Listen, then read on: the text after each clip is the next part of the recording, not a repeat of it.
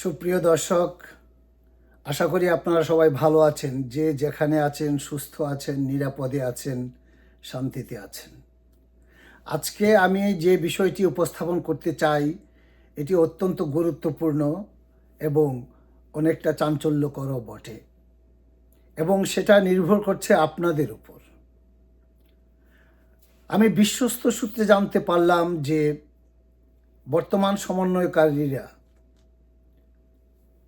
বাংলাদেশের বিভিন্ন এলাকায় যে সাবেক মেম্বার এবং কমিশনার, তাদেরকে ঢাকায় ডেকে জনসভা করছেন। এর পিছনে অনেক উদ্দেশ্য রয়েছে, শুধু একবার নয়, কয়েকবারই তারা করেছেন। কিন্তু আগে যখন করেছেন তাতে আমার কোনো বক্তব্য ছিল না বা আমার চিন্তার কোনো কারণও ছিল না। কিন্তু বর্তমানে সমন্বয়কারীরা একটি রাজনৈতিক দল গঠন করেছে। আগামীতে তারা ক্ষমতায় আসার চিন্তাও করছে। কাজেই যেহেতু তারা আগামীতে নির্বাচনে অংশগ্রহণ করবে, একটা রাজনৈতিক দল হিসেবে তারা এখন থেকে কোনো প্রকার সরকারি কর্মকর্তা কর্মচারী বা সাবেক কর্মকর্তা কর্মচারীদের সঙ্গে কোনো প্রকার লিয়াজু মেনটেন করা উচিত নয়, যেটা আগামী নির্বাচনকে প্রভাবিত করবে। আমি জানি না বিভিন্ন রাজনৈতিক দল সেটা জেনেও কোনো প্রকার প্রতিবাদ করছেন না। এখন ওনারা যে সাবেক ইউনিয়ন পরিষদের মেম্বার এবং কমিশনার, পৌরসভার কমিশনারদেরকে ডেকে নিয়ে আসছেন কেন? এবং প্রশ্ন জাগে যে ওই কমিশনার এবং মেম্বাররাই বা কেন সমন্বয়কারীদের ডাকে ঢাকা ছুটে যাবেন? কেন যাবেন? সমন্বয়কারীরা কোনো রাজনৈতিক ক্ষমতাধর ব্যক্তি নন। আর সমন্বয়কারী বলতে এখন আর কিছু নেই, তারা একটি রাজনৈতিক দল। আর একটি রাজনৈতিক দলের ডাকে সাবেক সরকারি কর্মকর্তা কর্মচারীরা যেতে পারেন না।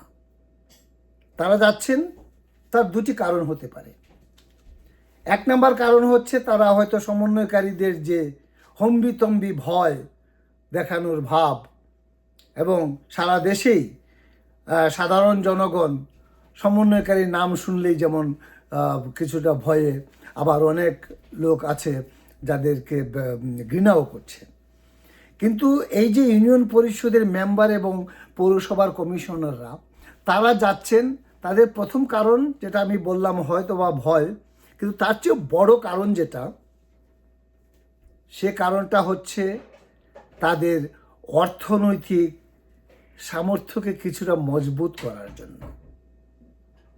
ধারণা করা হচ্ছে এবং অনেকেই বলছেন সেই সমন্বয়কারীরা অনেক টাকার মালিক হয়েছেন, যেটা ইউএস থেকে আসা 29 মিলিয়ন বা 50 মিলিয়ন যেটাই বলেন না কেন, সেই টাকার ভাগ বাটোয়ারা সমন্বয়কারীদের মধ্যে হয়েছে এবং বিরাট অঙ্কের, এবং সেই টাকাটা স্থানীয় পর্যায়ে চলে যাচ্ছে নির্বাচনকে প্রভাবিত করার জন্য। কাজেই বিষয়টা অত্যন্ত গুরুত্বপূর্ণ। আগামী নির্বাচনে যদি আপনারা সমন্বয়কারীদের ক্ষমতায় দেখতে চান, তাহলে আমার এই বক্তব্যের সমালোচনা আপনারা করতেই পারেন। কিন্তু আপনারা যদি নিরপেক্ষ একটি নির্বাচন চান, তাহলে আমি বলবো আপনারা আপনাদের স্থানীয় পর্যায়ের ইউনিয়ন পরিষদের মেম্বার বা কমিশনারের কথায় কখনোই আপনাদের মূল্যবান ভোট দেবেন না। কারণ ওই সমস্ত মেম্বার এবং কমিশনাররা অলরেডি টাকা খেয়ে ফুলে গেছে। তাদের কথায় নির্বাচন প্রভাবিত হবে, এটাই স্বাভাবিক। এবং আমি ব্যক্তিগতভাবে গ্যারান্টি দিয়ে বলতে পারি, 100% বলতে পারি যে আগামী নির্বাচন কখনোই নিরপেক্ষ হবে না, যদি না এই সমন্বয়কারী নামধারী ব্যক্তিদের রাজনৈতিক দলকে এই সমস্ত কর্মকাণ্ড থেকে বিরত না করা হয়।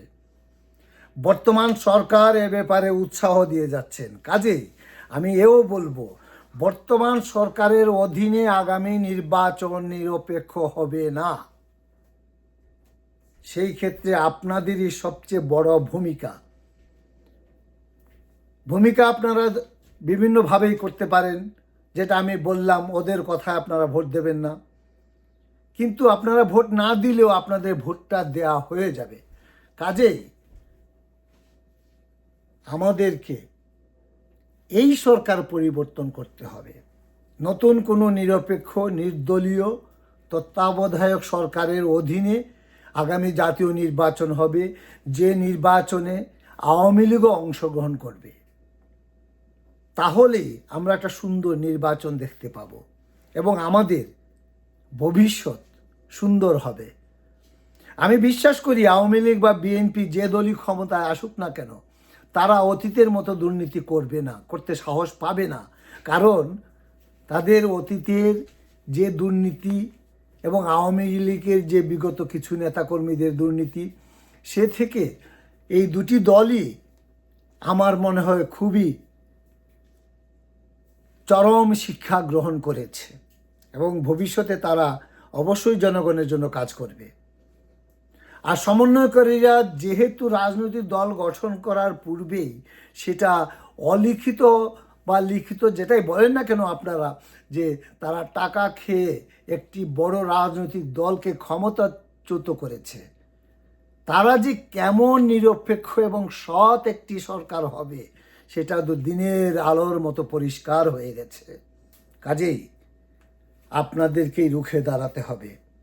প্রতিটি পরিবার থেকে, প্রতিটি ইউনিয়ন থেকে প্রতিবাদ জানাতে হবে এই সমস্ত পক্ষপাতিত্বের কাজে, যাতে আগামী নির্বাচন না হয়।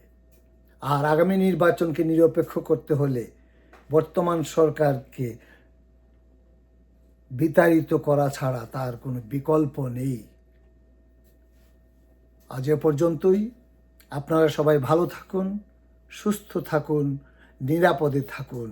আমাদের সুন্দর বাংলাদেশের প্রতীক্ষায় আমরা আছি।